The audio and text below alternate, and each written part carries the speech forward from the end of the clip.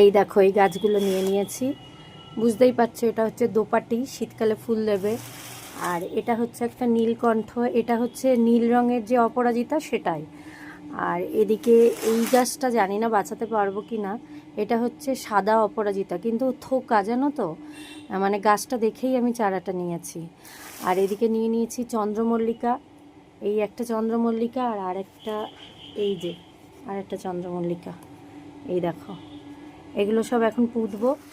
আর ইনডোরের মধ্যে নিয়েছি আরেকটা গাছ নিয়েছি, সেটা নিচে আছে, তোমাদের নিচে গিয়ে দেখাবো।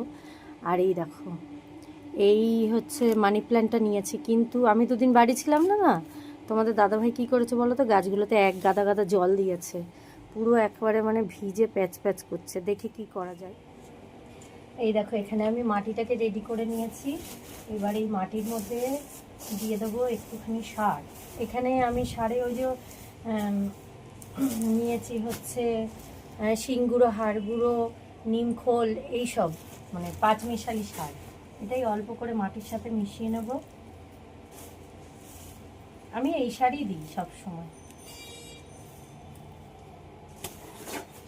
নিয়ে এবার মাটিটা খুব ভালো করে সারের সাথে মিশিয়ে নেব।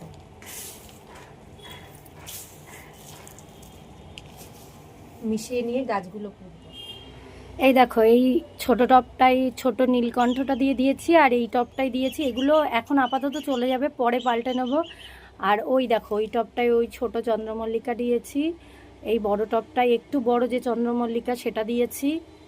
আর এই দিকে কি করেছি দেখো, এগুলো আমি করতেই থাকি। ঘরে একটা বালতি ছিল অনেক দিনকার, এই বালতিটা একটুখানি জাস্ট সাইডটা ফেটে গেছিলো, ওই পাশটা দেখা যাচ্ছে না, তো সেই বালতিটাকেই টব বানিয়ে দিলাম। আর এই ছোট টবটা আমি এনেছিলামই, মানে আমার কাছে ছিলই এইরকম কোনো ছোট গাছ পুঁতবো বলে, তো এটাকে এখানে পুঁতে দিলাম।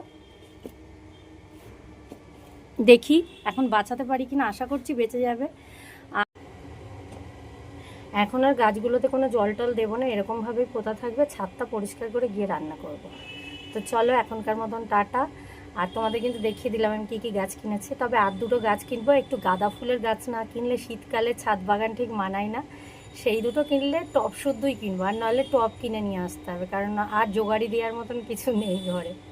তো চলো টাটা।